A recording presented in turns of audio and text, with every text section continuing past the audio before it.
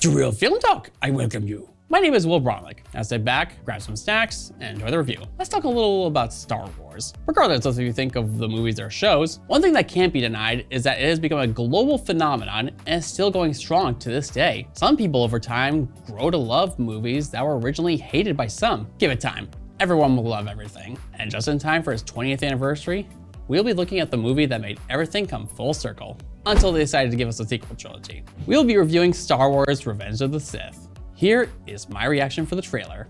So I'm just not gonna lie, I'm actually really looking forward to this. I'm a big Star Wars fan. I've watched most of the shows, I've seen all the movies, played a few of the games. I feel like this is basically like reliving like what made me a Star Wars fan to begin with. Because I didn't really grow up with the original trilogy. I grew up with prequels. I know, I should say unfortunately. Yeah, I'm actually just looking forward to this. So let's take a look at the original trailer for Revenge of the Sith. Yeah, I can tell that's an older trailer right there.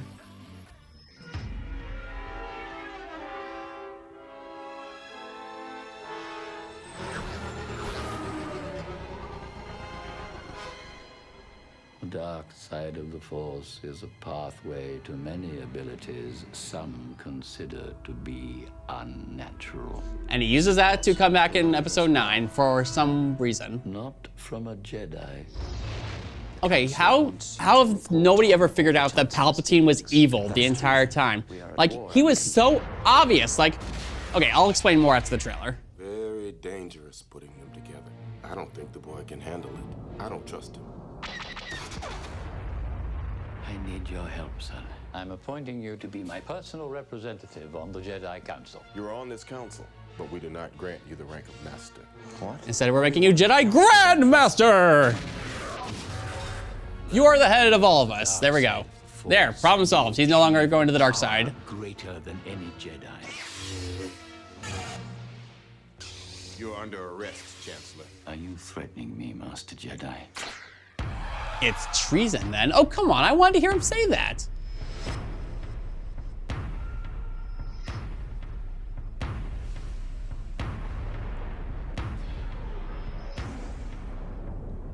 Every single Jedi is now an enemy of the Republic.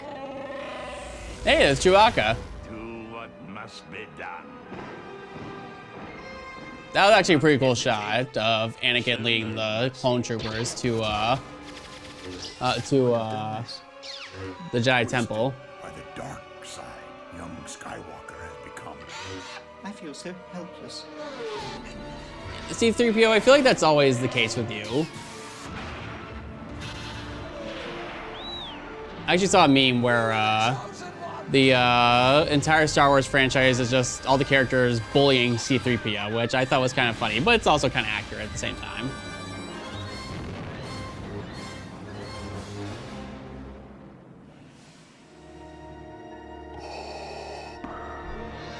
Wow, spoiler. Just kidding. Okay. I remember wanting to see this movie back in 2005. I was in 3rd grade. I don't know, just something about this movie just made me really stand out. Like, I feel like it's always gonna have a special place in my heart. Like, I know when it first came out, it got pretty positive reviews, but it got a lot of flack for some people. But I think everybody would agree that this is probably the best of the prequels, because I know that everything kind of like, you know, comes together. It starts to fall into place where everything is set up for A New Hope. And I know this is supposed to be like, you know, Anakin's journey coming to the dark side, being like complete. And he knows that there's gonna be choices that are made that once he makes them, there's literally no going back. And I know Hayden Christensen has actually gotten quite a bit of a fan base. And yeah, I actually think he's a really talented actor. He's proven it when he's played Anakin in one of the shows in Star Wars. But you just need to give these actors some good writing. Like, I know that people say that, oh, he wasn't very emotional, when that was supposed to be the case for a lot of the Jedi. Like, they weren't supposed to have much emotion to them at all. And I know Hayden Christensen specifically stood out, but I just don't think it's really worth it, honestly. Like, do I think there are some parts that are bad in the prequels? Absolutely. Do I think they're great films? Not particularly, at least from not what I remember. Maybe if I rewatch them again, maybe my opinion will be different. I know the sequel trilogy is also getting a lot of hate, 7 and 8 and 9, but I don't know, there's always some stuff about each movie that makes me glad I watched it, honestly. Which I know is very rare to see, because I know not everybody likes every one of the movies, but I don't know, there's always at least one thing in every movie that says, yeah, that was all right. So I will go rewatch Revenge of the Sith, and I will give you my general thoughts. Star Wars Revenge of the Sith is written and directed by George Lucas and stars Hayden Christensen, Ewan McGregor, and Natalie Portman. As the Clone Wars near its end, Obi-Wan Kenobi pursues a new threat, while Anakin Skywalker is lured by Chancellor Palpatine into a sinister plot for galactic domination. Now, I won't be going into what I think of the movies and shows, or heck, even the games prior to this movie, because if I did, it would require its own separate episode. So we'll focus on this movie. I remember seeing it when I was 8 years old in theaters, and I was hyping it up like the coolest thing ever. Like most kids do. However, as time passed, do I think it's still as epic as I thought when I was younger? I ended up watching a re-release of it for its 20th anniversary, and it's okay. I know a lot of people gave the prequel trilogy a lot of flack when they first came out, but I think people are now seeing as that there is a lot to like about those prequels, with some exceptions. For example, the visuals are amazing. Yes, it can get pretty distracting with it being completely CG, but the world design, the characters, everything looked good. I think the music was well done too. The music in the original trilogy was already great, but for the prequels, for some of the pieces, they add in a chorus that really raises the epic scale to another level, especially when we hear pieces like Duel of the Fates and Battle of the Heroes play. Another thing that's good is the action, especially the lightsaber fights. It's not just two people hitting sticks against each other. Here, there's flips and kicks, there's jumping and there's flips, there's fast-paced action, and did I forget to mention there are flips? But I want to focus on some things I think are good in this movie.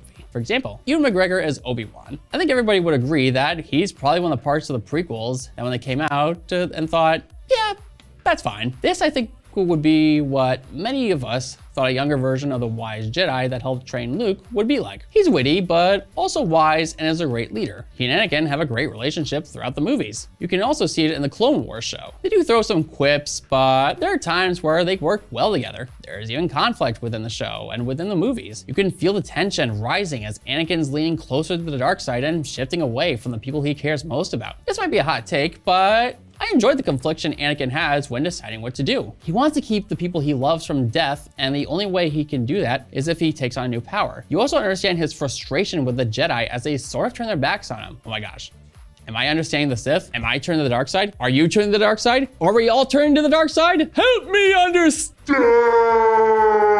But at the same time, he's not sure if it's the right thing to do. Being a Jedi for most of his life was all he knew. And to throw it all away for something that might work and we can see could have some serious consequences, I think the tension was well executed as we completed Anakin's journey to become the legendary Darth Vader. Now, it's not to say I think this is one of the best Star Wars movies. There are a few issues I have with it. For example, the dialogue. There's a lot that is atrocious to listen to. Remember when we joked about how movies these days were probably written by AI? Yeah, I think the Star Wars prequels sort of beat us to the punch. You're so beautiful. It's only because I'm so in love. No, no, it's because I'm so in love with you. Most of the lines given did not sound natural or realistic at all, especially when we have scenes with Anakin and Padme. Don't get me wrong, they have some solid chemistry, but they need a better script. A lot of the acting was bland. I know Hayden Christensen specifically got a lot of hate, but one of my good friends from college showed me proof that if you give Hayden a good script, like Shattered Glass, then he can give you a legit good performance. I think a lot of people realize this wasn't the best script given, and that's why it seems like some of them are hamming it up a little bit, like Natalie and heck, even Samuel L. Jackson. In the end, Revenge of the Sith is a decent movie in the franchise with some nice visuals, some epic music, and legit good acting, and a story that really comes full circle. While script and acting could have been better, and some of the transitions could have were a little awkward, I don't think this is worse in the franchise. I do believe that distinction goes to Attack of the Clones personally. My grade for Star Wars Revenge of the Sith will be a C+. Thank you all for watching this review. I hope you all enjoyed it. Until next time, this is Will Braunlich, and I will see you at the movies. Save a seat for me.